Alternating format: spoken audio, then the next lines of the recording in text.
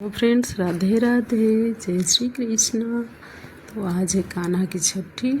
और कान्हा की छठी हम कैसे मनाई है ये आपको पूरा वीडियो में दिखाऊंगी। आप पूरा वीडियो ज़रूर देखिएगा। तो अभी अपने लाला को जगा लिए हैं। अभी सुबह का 6 बज रहा है और सुबह सुबह अपने कान्हा को जगा लिए हैं। और जगा करके अभी करेंगे हम अपने कान्हा को अभिषेक। तो छठी के दिन कान्हा को अभिषेक पंचामृत से करना चाहिए। पंचामृत से ही होता है छठी के दिन अभिषेक। तो अभी एक थाली लेकर के और इसमें यंत्र बना लिए हैं और सारे यंत्र में वो तुलसी का पत्ता रख करके और उसके बाद फिर कान्हा को बैठाकर और अभिषेक करेंगे अभी पंचामृत से।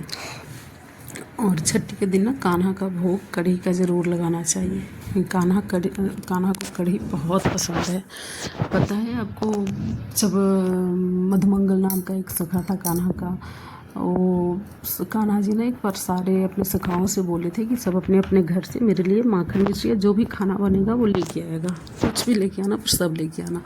तो सारे सखा कोई माखन मिश्री छाली मेवा सब लोग अपना जिसके घर में जो था वो लेके आए थे। एक मधुमंगल नाम का सखा था, तो उनके घर में ना रात की कढ़ी बनी थी। वही कढ़ी बची हुई थी, वो सुबह में लेके आए थे। तो रात की खाना तो सुबह में हो जाता है ना, बासी कहते हैं रात के खाना को सुबह में। तो वो कढ़ी मधुमंगल लेके आए थे और सबको देखे कि सब लोग कोई माखन कोई मिश्री तरह तरह के व्यंजन लेकर आए हैं और मैं बासी कढ़ी लेके आया हूँ। मैं कैसे ही कान्हा को खिलाऊंगा। उनको ना बड़ा दुख हुआ कि शायद ये कढ़ी खा कर के कान्हा बीमार न हो जाए। तो बड़ा दुख हुआ। उसके बाद मधुमंगल ने क्या किया ना कि वो कढ़ी खुद पी गए। और वो कढ़ी खुद पी गए तो भगवान होते हैं। भगवान को पता चल गया कि मधुमंगल कढ़ी लाया है, बासी कढ़ी है, इसके कारण वो खुद पी गया है। तो भगवान दौड़े दौड़े गए मधुमंगल के पास और जा कर के वो जैसे मधुमंगल मुंह में कढ़ी डाले ही थे और भगवान उनके मुंह पे चुक्का फोड़े। जैसे हम लोग चुक्का फोड़ना कहते थे बचपन में, खेलते थे। मुंह में ना पानी भर के और गाल फुला लेते थे और दोनों तरफ से मुट्ठी बांध करके गाल पे मारते थे तो पानी बाहर फेंकता था। उसको चुक्का फोड़ना कहते थे। तो ऐसे ही भगवान ने मधुमंगल का चुका फोड़ करके कढ़ी पिए। जैसे मुंह में कढ़ी लिए थे मधुमंगल और भगवान ने चुका फोड़े तो वो कढ़ी मुंह से बाहर फेंका और भगवान के मुंह में आ गया। तो वो मधुमंगल का जूठा कढ़ी पिए थे। तो तब से कन्हैया को कढ़ी बहुत पसंद है और कढ़ी का भोग लगता है। तो छठी के दिन लगाना ही चाहिए। वैसे कढ़ी शुभ काम में तो बनता भी है। सुबह कुछ भी घर में शादी विवाह कुछ भी शुभ काम हो रहा हो तो कढ़ी का भोग बहुत अच्छा रहता है कान्हा के लिए और लगाना चाहिए हर छठी।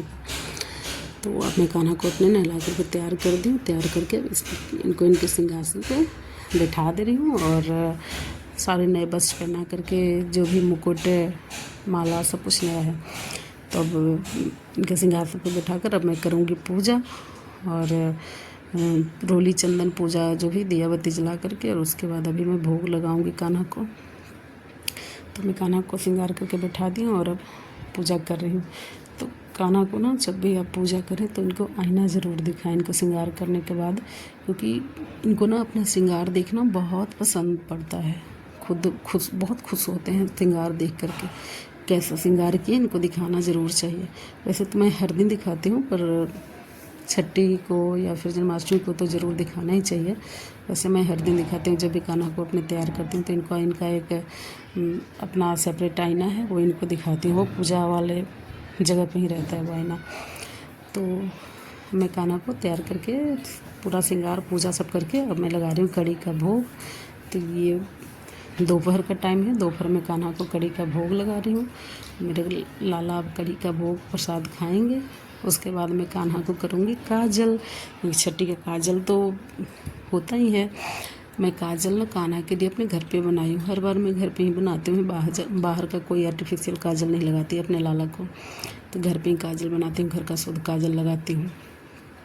तो अब मैं कान्हा को भोग लगा करके अब बना रही हूँ काजल। काजल के लिए एक मिट्टी का दीपक ली हूँ और उसमें घी और बत्ती डाल करके और उसको जला कर अब प्लेट ऊपर से रख दी हूँ। जो दीपक का लौ होता है ना उससे काजल बनती है। वे देखिए कितना सारा बना है ना, काजल बन के हो गया तैयार। कितना सारा काजल बना है। और इसमें अब डालेंगे घी, देसी घी, और इसको घी के साथ अच्छे से मिक्स करेंगे। मतलब इतना मिक्स करना है ना कि इसमें थोड़ा भी मतलब पूरा मिक्स हो जाए अच्छे से, एकदम से क्रीम जैसा बन जाए मिक्स हो करके।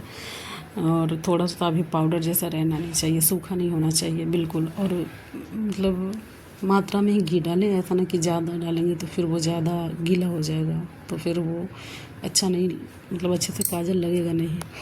तो मैं घी डाल करके मिक्स करके और अब कान्हा को लगा रही हूँ। देखिए कैसे काजल लगाते हैं अपने लाला को, वो पूरा फेस पे लग गया, लग जाता है पूरा ऐसे।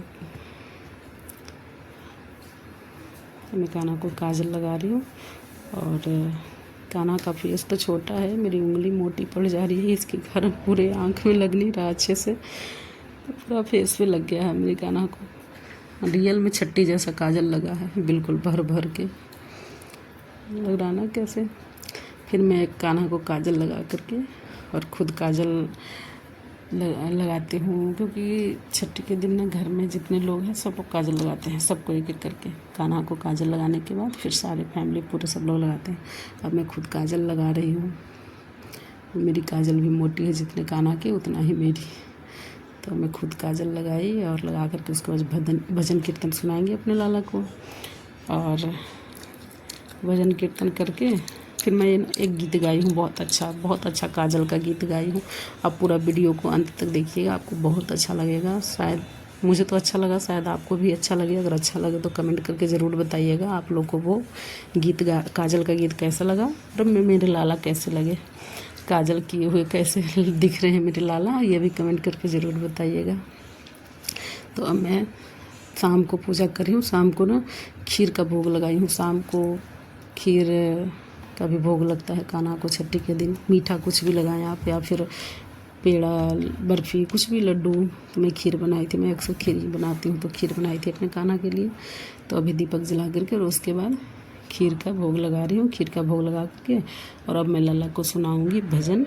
उसके बाद भजन सुना करके फिर मैं एक काजल का सोहर गीत गाई हूँ, आप सुनिएगा, वो बहुत जी के आंगना सोहर बहवे ननदो, नंद जी के आंगना सोहर बहवे ननदो, से आज मोर बबुआ के कजर बहवे ननदो, से आज मोर लाल के कजर बहवे ननदो, लीहले जनम जग उजियर भेलो हे ननदो, लीहले जनम जग उजियर भेलो हे ननदो, से आज मोर लाल के कजर बहवे ननदो, से आज मोर बबुआ के कजर बहवे ननदो, से भरल पूरा संसार बहवे ननदो, पापी दुष्ट से भरल पूरा संसार बहवे ननदो, से धरती के बोझ हटवे खातिर अवतार भेलो हे ननदो, से धरती के बोझ हटवे खातिर अवतार भेलो हे ननदो, के आगना सोहर बहवे ननदो, नंद जी के आगना सोहर बहवे ननदो, से आज मोर लाल के कजर